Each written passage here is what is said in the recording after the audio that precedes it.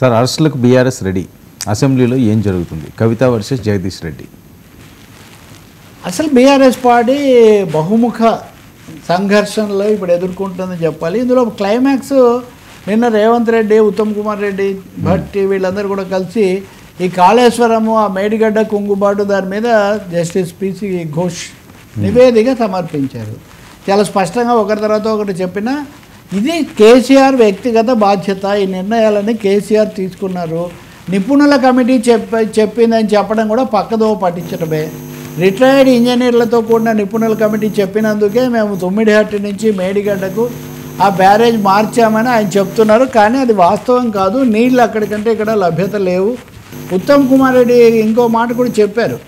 తుమ్మిడిహట్టి దగ్గర 36,000 కోట్లతో ఆ ప్రాజెక్ట్ నిర్మించాలి 16 లక్షల ఎకరాలకు అని చెప్తే దాన్ని ఇంకా భారీ సంఖ్యలోకి పెంచి ఇక్కడికి తీసుకొచ్చి నాన్ బ్యాంకింగ్ ఫైనాన్స్ ఇన్స్టిట్యూషన్స్ దగ్గర 84,000 కోట్ల అప్పు తెచ్చారు. అది కూడా అధిక వడ్డీ రేటుకు తెచ్చారు. ఈ భారం అంతా తెలంగాణ మీద పడింది.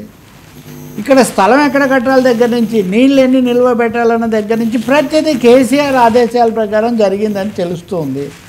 నిర్ణయం తీసుకొని దాన్ని కమిటీతో ఎండార్స్ చేయించుకోవడం తప్ప కమిటీ చెప్తే అంటే నిపుణుల కమిటీ అన్నది నిజం కాదు. క్యాబినెట్ నిర్ణయాలు కావు ఇవి, వ్యక్తిగత నిర్ణయాలను క్యాబినెట్ మీద రుద్దారు అనే బలమైన అభిప్రాయాన్ని కమిషన్ వ్యక్తం చేసింది. రెండోది ఏంటంటే 19 మంది ఇంజనీరింగ్కి సంబంధించిన నిపుణులు వాళ్ళ పేర్లతో సహా వాళ్ళ బాధ్యత ఏమిటనేది 19 మంది యొక్క బాధ్యతను ప్రకటించి వీళ్ళందరి మీద చర్య తీసుకోవాలి, క్రమశిక్షణా చర్య అని సిఫారసు చేసింది. అయితే రాజకీయ నాయకత్వం లేకుండా ఈ అధికారులు మాత్రమే ఈ పని చేయడానికి అవకాశం లేదు. కానీ రాజకీయ నాయకత్వం మీద ఏ నిర్ణయం తీసుకోవాలన్నది మీరే రాజకీయ నాయకత్వం ఇప్పుడున్న ప్రభుత్వమే నిర్ణయించాలి. కానీ వీళ్ళు లేకుండా వాళ్ళు చేసే అవకాశమే లేదని కూడా నిర్ధారణ చేసింది.